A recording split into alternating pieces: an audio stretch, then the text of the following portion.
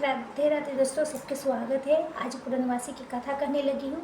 सत्यनारायण भगवान की कथा कहने लगी हूँ, तो सब बने रहे मेरे साथ मेरे चैनल पर। इस कथा सुनने से बहुत सब गलत कार्य करता है। कथा सुन लिया तो सब पूर्ण हो जाती है। भगवान श्री सत्यनारायण भगवान के अपने श्री मुख से नारद जी के सुनाया था। भगवान श्री सत्यनारायण भगवान विष्णु के दूसरी रूप है। कलयुग में इस व्रत कथा के सुनना बहुत प्रभावशाली माना गया है। पुराणों में ऐसा बताया गया है कि जिस स्थान पर भगवान श्री सत्यनारायण भगवान की पूजा होती है, वहाँ गौरी, गणेश, नवग्रह समस्त देवी देवता के आ जाती है। एक समय के बात है, जहाँ नैमिषारण्य तीर्थ में शौनक नाम के 88,000 ऋषियों ने श्री सुत जी से पूछा था कि हे प्रभु, इस कलयुग में वेद विद्या रहस्य मनुष्यों के प्रभु भक्ति किस प्रकार मिल सकती है तथा उनका उद्धार कैसे होगा।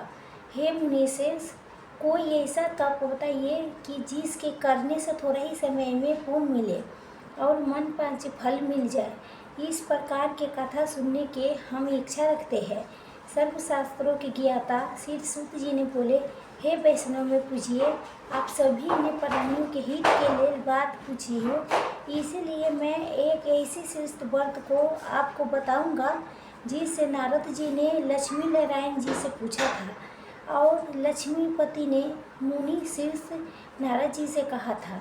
आप सभी इसे ध्यान से सुनिए। एक समय की बात है, जहाँ योगी राज नारद जी दूसरों के हित की इच्छा के लिए अनेकों लोकों में घूमते हुए मृत्यु लोक में आ पहुँचे।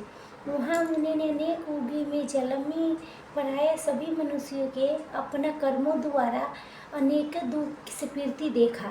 उनका दुख देख के नारद जी सोचने लगा कि कैसा यत्न किया जाए कि जिसके करने से निश्चित रूप से मानव के दुखों के अंत हो जाए। इसी विचार में मंगन करते हुए वो विष्णु लोक में गए।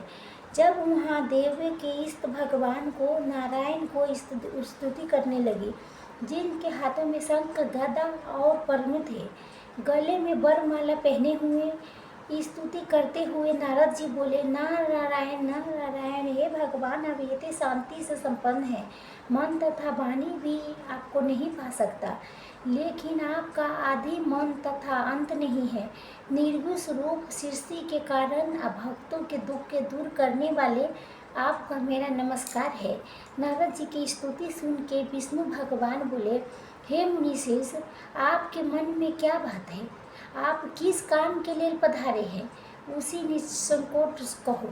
इस पर नारद मुनि बोले, हे मृत्यु लोक में अनेक योनि में जन्मे मनुष्य अपने कर्मों के द्वारा अनेकों दुखों से दुखी हो रहे हैं। हे नाथ, आप मुझ पर दया करो तो बताइए, वो मनुष्य थोड़े प्रयास से अपने दुखों से कैसे छुटकारा पा सकते हैं? श्री हरि बोले, हे नारद, भलाई के लिए मनुष्य के बहुत अच्छा बात पूछे हो। तो ये बात बहुत माने मनुष्य के हित के लिए पूछे हो, तो मैं आपके बताना चाहती हूँ। जिसके करने से मनुष्य मोह से छूट जाती है, वो बात मैं कहता हूँ, से सुनो। स्वर्ग लोक में मृत्यु लोक में दोनों में एक ही दुर्बल उत्तम व्रत है, जो पुण्य देने वाले आज प्रेम विरुष हो के मैं उसे तुमसे कहता हूँ। श्री सत्यनारायण भगवान के ये व्रत अच्छी तरह विधि विधान से करके मनुष्य तुरंत धनवान या सुख भोग के मरने पर मोक्ष की प्राप्ति होती है। श्री हरि के वचन सुन के नारद जी बोले, उस व्रत के फल क्या है और उस विधान क्या है? ये व्रत किसने किया था? इस व्रत के किस करना चाहिए किस दिन? हे भगवान, आप इसे सब कुछ विस्तार पूर्वक कहिए। नारद जी की बात सुन के श्री हरि बोले, दुख सुख के दूर करने वाले ये व्रत सभी स्थानों से विजय दिलाने वाला है। मानव के भक्ति श्रद्धा के साथ शाम को श्री सत्यनारायण भगवान की पूजा करना चाहिए। धन परायण हो के ब्राह्मण बंधुओं के साथ करनी चाहिए। भक्ति भाव नैवेद्य केले के फल, घी, दूध, गेहूँ के आटा सबाइए ले। गेहूँ के स्थान पर साठी के आटा लें। शक्कर तथा गुड़ लेके सभी भक्ष्य पदार्थों को मिला के भगवान के भोग बनाए। ब्राह्मण सहित बंधु सहित भोजन कराए। उसके बाद स्वयं भोजन करे। भजन कीर्तन के साथ ही भगवान के भक्ति में लीन हो जाए। भजन कीर्तन के साथ ही भगवान के भक्ति में लीन हो जाए। इस तरह से सत्यनारायण भगवान के ही व्रत करने पर मनुष्य के सभी मनोकामनाएं पूर्ण हो जाती है। इस कलयुग कार्य अर्थात कलयुग में मृत्यु लोक में मोक्ष के द्वार यही एक सरल उपाय की बताया गया है। आगे सूत जी बोले, हे ऋषियों, जिसने पहले से मैं इस व्रत के किया था उसका इतिहास कहता हूँ, ध्यान से सुन। सुंदर काशी नगरी में एक अति निर्धन ब्राह्मण रहता था। भूख प्यास से परेशान होकर धरती पर घूमता रहता था। ब्राह्मण से प्रेम करने वाले भगवान ने एक दिन ब्राह्मण के वेश धारण करके उसके पास जाके पूछा, हे विपरीत नित दुखी होकर तुम इस धरती पर क्यों घूम रहे हो? दीन ब्राह्मण बोला कि मैंने निर्धन ब्राह्मण हूँ, भिक्षा के लिए धरती पर घूमता रहता हूँ। हे भगवान, अगर आप इसका कोई उपाय जानते हो तो मुझे बताइए। फिर तो ब्राह्मण कहते हैं, इस सत्यनारायण भगवान के मने चांदी फल देने वाले हैं, इसीलिए तुम उनका पूजन करो। इसके करने से मनुष्य के सभी दुख से मुक्ति हो जाती है। और वृद्ध ब्राह्मण बन के आइए। सत्यनारायण भगवान ने उस निर्धन ब्राह्मण को व्रत के सारे विधान कह बताए। अंतर ध्यान हो गया। ब्राह्मण मनी मनी सोचने लगा कि जिस व्रत को वृद्ध ब्राह्मण करने के लिए कह गई है उसी में जरूर करूँगा। ये निश्चित करने के बाद उसने रात में नींद नहीं आई। वो सवेरे उठ के सत्यनारायण भगवान के व्रत के निश्चित करके भिक्षा के लिए चला गया। उस तीनों निर्धन ब्राह्मण के भिक्षा में बहुत सारा धन मिला, जिससे उसने बंधु बांधन के साथ मिल के श्री सत्यनारायण भगवान के पूजन व्रत पूर्ण किया। भगवान सत्यनारायण के व्रत संपन्न करने के बाद उन्हें निर्धन ब्राह्मण सभी दुखों से छूट के और अनेक प्रकार के संपत्तियों से लुट हो के उसी समय से ही ब्राह्मण हर मास के व्रत करने लगा।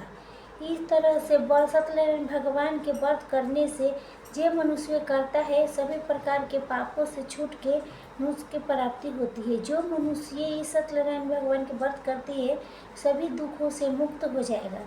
सूत जी बोले, हे मुनि, जिसने इस व्रत के किया है वो सब सुनो।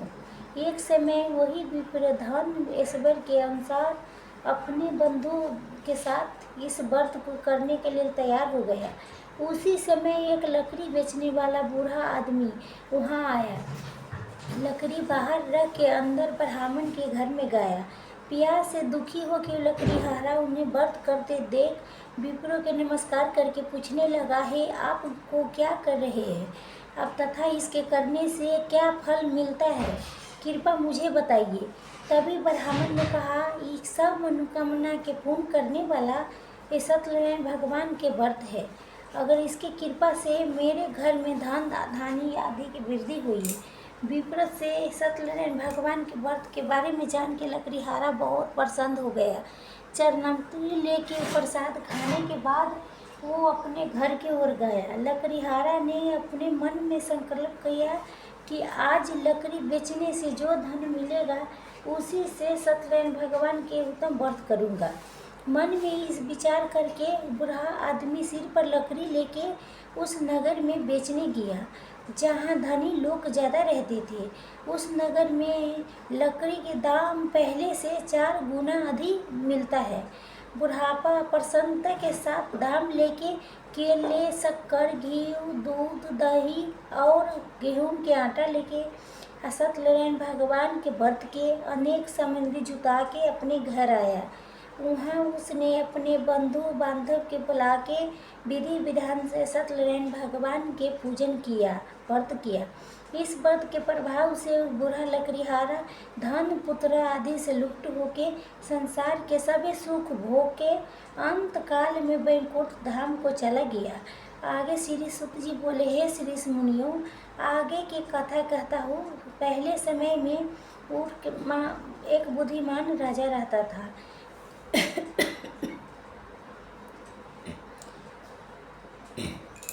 बुद्धिमान राजा था तो सब सत बच्चा जितेंद्री था। प्रत्येक दिन वो देव स्थानों पर जाता था, निर्धन के धन दे के उनके कष्ट दूर करता था। उनके पत्नी कमल के समान मुख वाली तथा सती सावित्री थी। भद्रशिला नदी के तट पर उन्हें दोनों ने सत्यनारायण भगवान के व्रत किया। उसी समय साधु नाम के एक वैश्य आया। उसके पास व्यापारी करने के लिए बहुत सारा धन भी था। राजा के व्रत करता देख के वो विनय के साथ पूछने लगा कि हे राजन, तू भक्ति भाव से पूर्ण होके आपने ये क्या कर रहे हैं? तभी मैं सुनने की इच्छा रखता हूँ, तभी मुझे बताइए। राजा बोला, हे साधु, मैं बंधु बांधव के साथ पुत्र आदि के प्राप्ति के लिए मैं महाशक्तिमान श्री सत्यनारायण भगवान के व्रत पूजन कर रहा हूँ। राजा के वचन सुन के साधु आदर से बोला, हे राजन, अगर मुझे इस व्रत के सारे विधान कहेगा तो मैं आपके कथनानुसार मैं भी इस व्रत के करूँगा। मेरे भी संतान नहीं है, इस व्रत के करने से निश्चित रूप से मुझे भी संतान की प्राप्ति होगा। राजन से व्रत के सारा विधान सुन के व्यापार से निवृत्त होके वो अपने घर गया। साधु वैष्णव ने अपने पत्नी के संतान देने वाले इस व्रत के वर्णन का सुनाया और कहा, हे, जब मेरे संतान होगी तभी इस व्रत के करूँगा। साधु ने इस तरह से वचन अपनी पत्नी से लीलावती से कहे। एक दिन वो लीलावती पति के साथ आनंदित होके संसारी धर्म में प्रवृत्त होके सत्यनारायण भगवान की कृपा से गर्भवती हो गई। 10वें महीने में उसके गर्भ से एक सुंदर सा कन्या ने जन्म लिया। दिनों दिन वो ऐसे बढ़ने लगा जैसे शुक्ल पक्ष के चंद्रमा बढ़ता है वैसे बढ़ने लगा। माता पिता ने अपने कन्या के नाम कलावती रखा। एक दिन लीलावती ने मीठे शब्द में अपने पति को याद दिलाया कि आपने सत्यनारायण भगवान के जिस व्रत के करने के संकल्प लिया था उसके करने के समय आ गया है, आप इस व्रत के करिए। तब भी साधु बोला, हे प्रिय, इस व्रत को मैंने उसके विवाह पर करूँगा। इस प्रकार अपने पत्नी को आश्वासन दे के वो नगर को चला गया। जब कलावती पिता के घर में रह के बुद्धि को प्राप्त हुई, साधु ने एक बार अपने नगर में ही अपने कन्या के सखियों के साथ खेलता हुआ देखा तो तुरंत दूध के बुलाया और कहा कि मेरे कन्या के उगे वर देख के आओ। साधु के बात सुन के दूत कंचन नगर में पहुंचा और वहां देखभाल करके लड़की के सुंदर पुत्रों के ले आया। सुयुग लड़कों के देख के साधु ने बंधु बांधव के बुला के अपनी पुत्री के शादी विवाह कर दिया, लेकिन पूजा करना भूल गया। दुर्भाग्य की बात, साधु ने अभी भी श्री सत्यनारायण भगवान के व्रत नहीं किया था। इस पर श्री भगवान क्रोधित होकर श्राप दिया कि साधुओं को अंतर दुख मिले। अपने कार्यों में कुशलता शादी बनवाए जमाई के लेके समुद्र के पास स्थित होके रत्ना सागर नगर में गया। वहां जाके दामाद ससुर दोनों मिलके चंद्रकेतु राजा के नगर में व्यापार करने लगा। एक दिन भगवान श्री सत्यनारायण के मैया से एक चोर राजा के धन चुराने के भाग गया। जब भी उसने राजा के सिपाही के अपना पीछा करता देख चुराया हुआ धन वहां रख दिया जहां साधु ने अपने जमाई के साथ ठहरा हुआ था।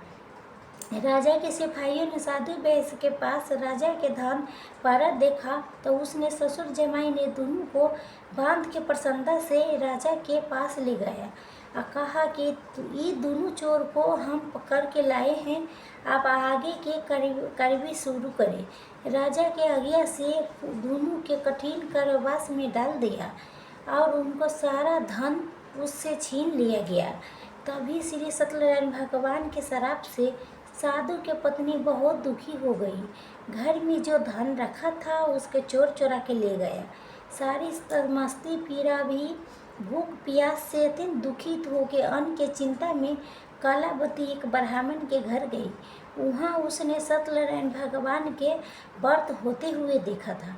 फिर कथा भी सुनी। वो प्रसाद ग्रहण करके वो रात को घर वापस आ गई। माता ने कलावती से पूछा, हे पुत्री, आप तकले तुम कहाँ थी? तेरे मन में क्या है? कलावती ने अपने माता से कहा, हे माता, मैं एक ब्राह्मण के घर में श्री सत्यनारायण भगवान के व्रत देखा हूँ। कन्या के वचन सुन के लीलावती भगवान के पूजन किया तैयारी करने लगी। लीलावती ने परिवार बंधु सहित सत्यनारायण भगवान के पूजन किया और उनसे वर मांगा कि मेरे पति तो जमाई शीघ्र घर आ जाए। तभी साथ ही ये प्रार्थना भी की कि हम सब का अपराध क्षमा अर्चना कर दे। श्री सत्यनारायण भगवान के इस व्रत से संतुष्ट हो गए और उन्हें राजा चंद्रकेतु के सपने में दर्शन देके कहा, हे राजन, तुम वो दोनों वैश्यों के छोड़ दो और तुम जो धन तुम लिया है उसके वापस कर दो। अगर ऐसा नहीं किया तो मैं तुम्हारा सारा धन, राज, वस्त्र, संतान सभी के नष्ट कर दूंगा। राजा के ये सब कह के वो अंतर ध्यान हो गया। प्रातः काल सभा में जब राजा ने अपने सपना सुनाया, फिर बोले कि बानी पुत्रों के कैद से मुक्त करके सभा में लाओ।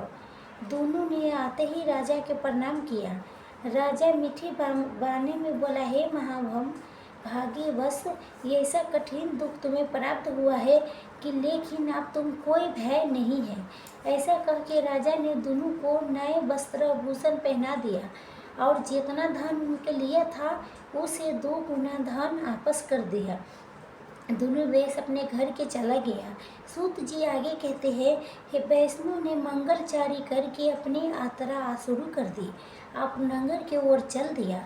उनके थोड़े ही दूर जाने पर एक दंडी वेशधारी श्री सत्यनारायण जी ने उनसे पूछा कि हे साधु, तेरे नाव में क्या है?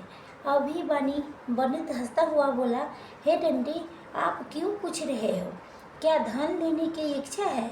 मेरे नाव में तो बेल पत्ते भरे हैं। वेश के कठोर वचन सुन के भगवान बोले, तुम्हारा वचन सत्य हो। दंडी ऐसे वचन कह के वहाँ से दूर चले गए। कुछ दूरी जाके समुद्र के तट पर बैठ गए।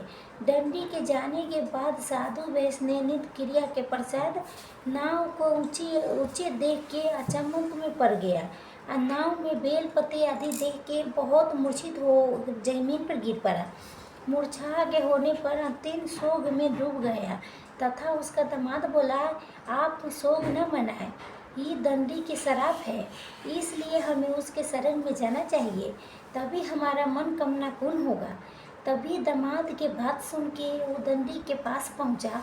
उसने अंतर भक्ति भाव से नमस्कार करके बोला कि मैंने आपसे जो भी असदीय वचन कहा था उसके लिए मुझे समार्चना कर दो। ऐसा कह के महान सुख के दूर रोने लगा। तब दंडी भगवान बोले, हे वर्ण पुत्र, मेरे आज्ञा से बार बार तुम्हें दुख प्राप्ति होता है, तुम मेरे पूजा से विमुख हुआ है। साधु बोला, हे भगवान, आपके मैया से ब्रह्मा आदि देवता भी आपके रूप को नहीं जान सका, तो मैं अज्ञानी कैसे जान सकता हूँ? आप प्रसन्न हुई, तभी मैं समाज के अनुसार मैं आपके पूजन करूँगी, मेरी रक्षा करो। पहले के समान नौका में धन भर दो। कि साधु वैश्यों के भक्ति पूर्वक वचन सुन के भगवान प्रसन्न हो गए और उनके इच्छा अनुसार वरदान दे के अंतर ध्यान हो गया। ससुर जमाई जब नाव में आए तो नाव धन से भरी हुई थी और मतलब सब कुछ अच्छा हो गए थे। नाव भर में धन बेल सब धन में बदल गए थे। उसमें देख के फिर उसके कलावती ने पूजा अपना घर पर रखाया सत्यनारायण भगवान के। तभी वही अपने अन्य साथियों के साथ सत्यनारायण भगवान के पूजन करके अपने नगर को चल दिए।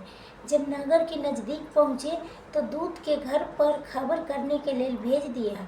तभी दूत साधु के पत्नी को प्रणाम करके कहता है कि मालिक अपने दामाद सहित नगर के निकट आ गया है। दूत के बात सुन के साधु के पत्नी लीलावती ने बहुत हर्ष के साथ सत्यनारायण भगवान के पूजन करके अपनी पुत्री कलावती से कहा कि मैं अपने पति के दर्शन के लिए जा रही हूँ, तुम कार्य पूर्ण करके शीघ्र आ जाना। माता के ऐसे वचन सुन के कलावती जल्दी में प्रसाद छोड़ के अपने पति के पास चले आए। प्रसाद के अवज्ञा के कारण श्री सत्यनारायण भगवान रुष्ट हो गए और नाव सहित उसके पति को पानी में डुबो दिया। कलावती अपने पति के वहाँ न पाके रोते हुए जमीन पर गिर गया। फिर नौका के डूबा हुआ देख के वो कन्या को रोता देख के साधु दुखी होकर बोला, हे प्रभु, मुझसे तथा मेरे परिवार से जो भूल हुई है उसके क्षमा अर्चना कर दो। साधु के दीन वचन सुन के श्री सत्यनारायण भगवान ने प्रसन्न होकर फिर आकाशवाणी हुई, हे साधु, तेरी कन्या मेरे प्रसाद के छोड़ के आई है, इसीलिए उसका पति अदृश्य हो गया है। ये अगर वो घर जाके प्रसाद खा के लौटती है तो इसका पति अवश्य से मिलेगा। ये इसी आकाशवाणी सुन के कलावती घर पहुँच के प्रसाद के खाती है और फिर आके अपने पति के दर्शन करती है। इसके बाद साधु अपने बंधु बहु सहित श्री सत्यनारायण भगवान के पूजा विधि विधान से पूजन करती है। इस लोक के सुख भोग के अंत में स्वर्ग लोक में जाता है। श्री सीत जी आगे कहते हैं, हे ऋषियों, मैं और एक कथा सुनाता हूँ, उससे भी ध्यान पूर्वक सुनो। प्रजा पालन में लीन एक राजा था। उसने भगवान के प्रसाद त्याग के बहुत दुख पाया था। एक बार जब वन में जाके वन पशुओं के मार के वो बर के नीचे बैठ आया था। वहाँ उसने ग्वालों के सब भक्ति भाव से सत्यनारायण भगवान के पूजन करते हुए देखा था। तभी अगमान वर्ष राजा ने उन्हें देख के भी पूजा स्थान पर नहीं गया और नहीं उन्हें भगवान के नमस्कार किया। ग्वालों ने राजा के प्रसाद दिया, फिर उन्होंने वो प्रसाद नहीं खाया और प्रसाद के वहीं छोड़ के वो अपना नगर के चला गया। जब वो नगर में पहुंचा तभी वहाँ सब कुछ तहस नहस हुआ पाया। तभी वो शीघ्र ही समझ गया कि ये सब भगवान नहीं किया है। वो दोबारा ग्वालों के पास पहुंचा और विधि पूर्वक पूजन करके प्रसाद खाया। तो श्री सत्यनारायण भगवान की कृपा से सब कुछ पहले ही जैसे हो गया। दीर्घ काल तक ले सुख भोगने के बाद मरने पश्चात स्वर्ग लोक में प्राप्ति हुई तथा जो मनुष्य परम दुर्बल व्रत के करेगा तो भगवान सत्यनारायण के अनुकंपा से उनका धन धान्य की प्राप्ति होती है, निर्धनता धनी हो जाती है, अभय मुक्त हो के जीवन जीता है। संतानहीन मनुष्य संतान सुख मिलता है और सारी मनोरथ पूर्ण होने पर मानव अंतकाल में वैकुंठ धाम को जाता है। तो आगे सूत जी बोले, जिन्होंने पहले इस व्रत को किया था अब उसके दूसरी जन्म की कथा कहता हूँ। बुध शतान ब्राह्मण ने सुदामा के जन्म लेके मोक्ष की प्राप्ति की। लकड़ीहारे ने अपने अगली जन्म में निसाल बन के मोक्ष प्राप्ति किया। कुल के मुख नाम का राजा दशरथ हो के वैकुंठ गया। साधु नाम के वैष्णव ने मूर्ख मौर बन के अपने पुत्रों के आरये से चीर के मोक्ष पाया। महाराज तुम्बुर ने शुरू होके भगवान में भक्ति उक्त होके कर्म करके मोक्ष के प्राप्त हुआ। श्री सत्यनारायण संपूर्ण कथा समाप्त है। अगर दोस्तों आज अब कथा के अंत में आप सुनिए आरती, श्री सत्यनारायण भगवान के आरती। जय जय लक्ष्मी रमना, श्री जय लक्ष्मी रमना, सत्यनारायण स्वामी सज्जन पतक हरना। जय जय लक्ष्मी रमना, रत्न जरी के सिंहासन अधिभूष छवि छाजे, नारद करी निरादन घंटा धुनि बाजे। जय जय लक्ष्मी रमना, प्रकट होए कली कारण दुरुस के दर्शन दियो, बोलो ब्राह्मण बन के कंसन महल कियो। जय जय लक्ष्मी रमना, दुर्बल भी कठारो जिन पर कृपा करो, चंद्रचूड़ राजा उनके विपत्ति हरे। ओम जय लक्ष्मी रमना, वैसारथ मनोरथ पायो सरदा कियो, सुफल पा प्रभु जी के कीर्ति कीजियो। ओ जय जय लक्ष्मी रमना, भाव भक्ति के कारण छिन छिन रूप धरो, सरा भाव धरण कीजियो, तिनके काज करियो, जय लक्ष्मी रमना। चरित प्रसाद सभायो, कदली फल नेवा। धूप दीप तुलसी से, राजे सते देवा। जय जय लक्ष्मी रमना। नारायण जी के जो कोई आरती गावे, तन मन सुख संपत्ति मन बंचली फल पावे। जय लक्ष्मी रमना, जय लक्ष्मी रमना, सॉरी जय लक्ष्मी रमना। दोस्तों राधे राधे, सबके स्वागत है मेरे चैनल में। मेरे कथा पसंद आएगा तो लाइक शेयर जरूर कीजिए, कमेंट में जय लक्ष्मी नारायण जरूर लिखिए। दोस्तों इतना मेहनत से वीडियो बनाते, पूरा जरूर देखना, लाइक शेयर जरूर कीजिए। दोस्तों प्रेम से बोलिए श्री सत्यनारायण भगवान की जय जय। ओम नमो भगवती वासुदेवाय नमः।